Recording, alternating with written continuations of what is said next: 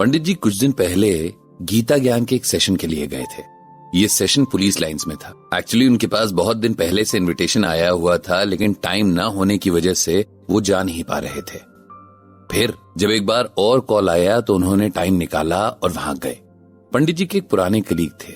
उन्होंने अपने बेटे सुकेश को पंडित जी के गीता ज्ञान ब्लॉग के बारे में बताया था और उसने ही पंडित जी को सेशन के लिए इनवाइट किया था। इस सेशन का मोटिव था पुलिस में काम करने वाले लोगों को उनके डेली काम में गीता ज्ञान के प्रैक्टिकल एप्लीकेशन को समझाना। सेशन से एक दिन पहले सुकेश पंडित जी और सरला जी से मिलने उनके घर आया था। पंडित जी ने उसे तब देखा था जब वो बहुत छोटा हुआ करता था। एक दो बार उसके बर्थडे पर गए थे तब देखा था। अब सुकेश पुलिस में आ चुका था, लेकिन उसके चेहरे पर हल्की सी मासूमियत अभी भी बाकी है, जो उसके प्रोफेशन के लिए रेयर ही है। सुकेश ने बताया कि पुलिस प्रोफेशन के बारे में लोगों के मन में बहुत गलतफहमियां हैं। लोग समझते हैं कि हम लोग सही से काम नहीं करते, आराम करते हैं, जबकि हमारे ऊपर कितना दबाव है ये हम ही जानते हैं। लिमिटेड रिसोर्सेज के साथ लॉ एंड ऑर्डर मेंटेन रखना बहुत बड़ी जिम्मेदारी का काम होता है। दिन रात क्रिमिनल्स के साथ डील करते हुए अपने आप को सही रख पाना भी एक चैलेंज ही होता है। उस पर भी अगर कोई काम बिगड़ जाए तो जनता से लेकर मीडिया तक सब हमारे ही पीछे पड़ जाते हैं। ऐसे में अपनी मेंटल पीस को कायम रख पाना बहुत मुश्किल हो जाता है। कई बार किसी को न बचा पाने का गिल्ट भी होता है, जो हमें मेंटली तोड़ देता है। ऐसे में अगर हमें गीता ज्ञान जैसी गाइडेंस मिल जाए तो हमारे लिए बहुत अच्छा होगा। हमें अपने आप को, अपने काम को समझने की स्ट्रेंथ मिलेगी और हम बहुत अच्छे से काम कर पाएंगे। पंडित जी भी इन बातों को समझते थे, इसीलिए उन्होंने कहा कि उन्हें ये सेशन करके बहुत खुशी होगी। जिस दिन सेशन था उस दिन भी सुकेश सुबह ही आ गया था और पंडित जी और सरला जी को अपने साथ ही लेकर गया। एक अच्छे खासे बड़े ऑडिटोरियम में सेशन का अरेंजमेंट था। बहुत सारे पुलिस वाले वहां जमा थे, उनके साथ उनकी फैमिलीज भी थीं। पंडित जी ने शायद इतने बड़े क्राउड को इससे पहले कभी सेशन नहीं दिया था। सुकेश ने स्टेज पर जाकर बड़े सम्मान के साथ पंडित जी और सरला जी को बुलाया और उनका इंट्रोडक्शन करवाया। उसके बाद उसने पंडित जी से रिक्वेस्ट की कि वे अपने सेशन को शुरू करें।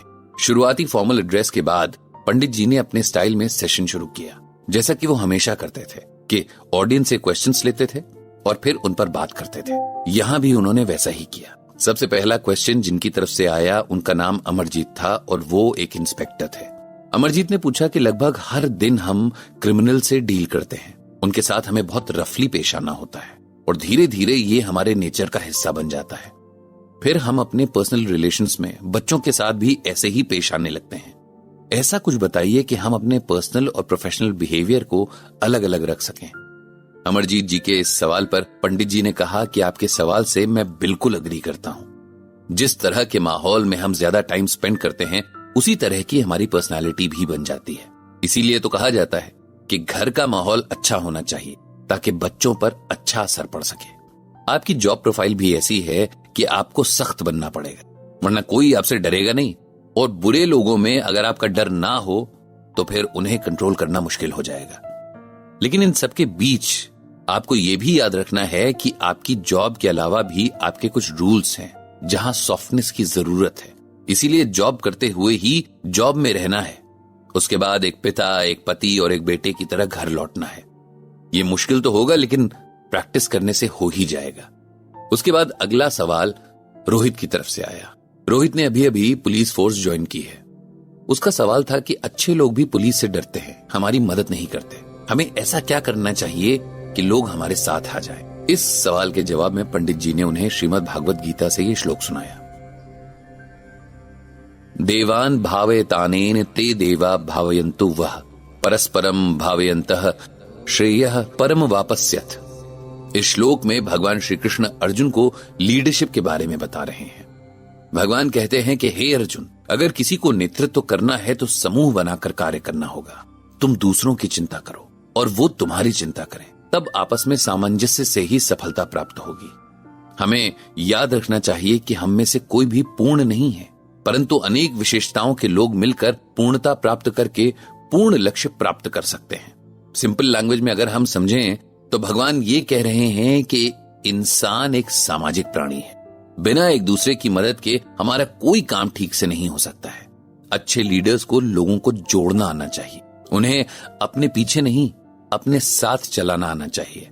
एक दूसरे के मन में रिस्पॉन्सिबिलिटी की भावना भरना जरूरी है, तभी लोगों को अपनी ड्यूटीज का एहसास होगा। कोई भी परफेक्ट नहीं होता, लेकिन हर किसी में कोई ना कोई गुण जरूर होता है।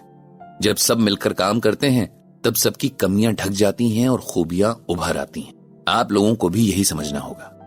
पब्लिक को अपने साथ लेकर चलना होगा, उनके अंदर अपने प्रति विश्वास जगाना होगा, तभी ये अपनी रिस्पॉन्सिबिलिटी समझते हुए आपकी हेल्प करने को आगे आएंगे।